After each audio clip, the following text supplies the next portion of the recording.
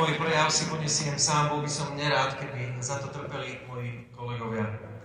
Takže dámy a páni, milí Banskobystričania, Zvolenčania, verím, že sú tu ľudia aj zo Žiaru nad Hronom, mám také informácie, ale všetci tí, ktorí ste tu z okolitých dedín, želám vám krásny, príjemný večer. Vieme si ho predstaviť, že by bol krajší a príjemnejší, že by sme boli možno kdesi doma, možno na káve s priateľmi, možno v divadle, v kine, prechádzali sa kdesi tu po námestí, alebo možno len tak s nohami vyloženými by sme pozerali nejaký dobrý film. Áno, mohli by sme tak robiť. A ja by som mohol tak robiť. Ale nerobíme tak preto, že sme občiansky zodpovední. A zodpovednosť nám káže byť tu. Hovoriť o slobode a demokracii, ktorá je ohrozená. No najmä, ak dovolíte mne hovoriť o tom, že je ohrozená verejnoprávnosť RTVS. Preto tu stojím, inak nemôžem, ak by som to povedal slovami jedného náboženského mysliteľa zo 16. storočia. Isto viete, že sme spísali vďaka bratislavským kolegom vyhlásenie zamestnancov a externých spolupracovníkov RTVS pred niekoľkými dňami. A som veľmi pyšný na nás všetkých, pretože myslím si, že to bola a je stále veľká skúška, ktorá hovorí o tom, na ktorej strane stojíme. Doteraz to vyhlásenie podpísalo približne 1200 zamestnancov a externých spolupracovníkov, čo je drvivá väčšina.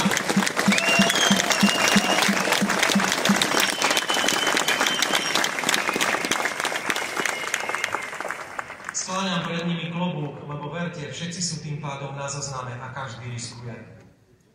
Dovolte mi teraz prečítať to vyhlásenie, aby sme si ho pripomenuli. Návrh zákona o slovenskej televízii a rozhlase prináša významné zmeny o budúcnosti verejnoprávneho média ako garanta nezávislej novinárskej a kultúrnej tvorby. Prvým predpokladom je vytvorenie mechanizmu pre zodpovedné riadenie, nezávislé od politickej moci a stabilné financovanie aj po zrušení tzv.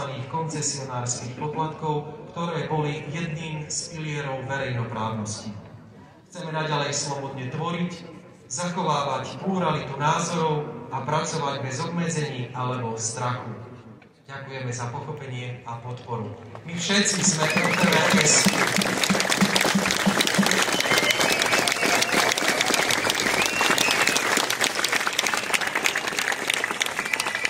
Ďakujeme.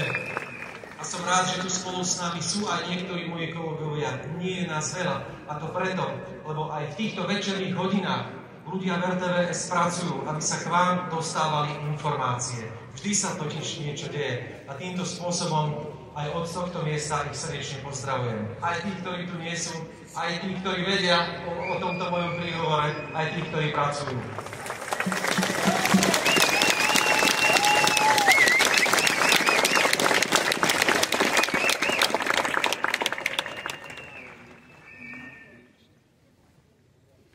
Záveru a dovolte mi preto povedať, že bojovať za hodnoty demokracie a slobody má význam.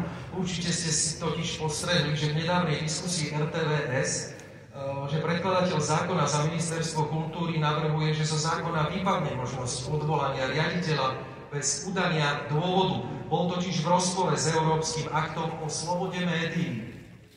Na druhej strane však stále je súčasťou navrhovaného zákona aj vznik nového orgánu, programovej rady, ktorá má kontrolovať vysielanie. Z 11 členov má až 9 voliť parlament, iba 2 zamestnanci medzi sebou. Ak riaditeľ nevykoná nápravu vo vysielaní podľa rozhodnutia tejto programovej rady, bude stále môcť byť odvolaný.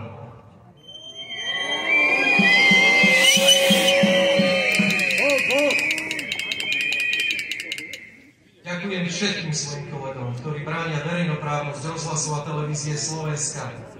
Tým, že si napriek tomuto tlaku naďalej vykonávajú svoju prácu profesionálne, odvážne a slobodne, ako doteraz, a že mali odvahu podpísať sa pod spomínané vyhlásenie. Ďakujem i vám, že ste tu, že stojíte za našou prácou a za verejnoprávnosťou RTVS.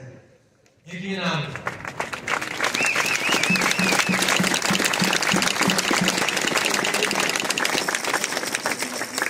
na záver povzbudením, aj takou možno motiváciou a inšpiráciou konanie Banskobystričanky, redaktorky Československého rozhlasu Moty Plávkovej, ktorá bola veľmi tvrdo perzekvovaná za protiokupačné vysielanie v auguste 1968.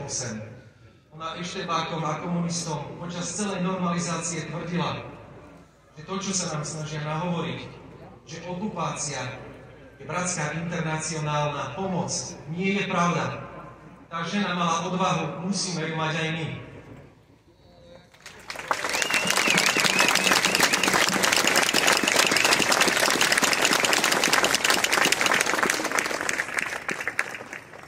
Okrem iného hovorila, že nemôžeme byť ľahostajní, hluchí a slepí voči tomu, čo sa okolo nás a s nami deje. A úplne na záver, ako čerešnička na torte, je jej vyjadrenie, ktoré je aktuálne aj dnes. Je to vyjadrenie, ktoré povedala v novembri 1968. To už boli niekoľko mesiacov tu okupačné vojská. A v jednej z relácií, okrem iného, čo mám rád, tak sa volala relácia, povedala: sloboda je ako vzduch. Tiež bez nej nemožno dýchať. No a národ. Mať však dnes rád svoj národ, to nie je ľahké. To znamená predovšetkým zostať s ním v dobrom i zlom.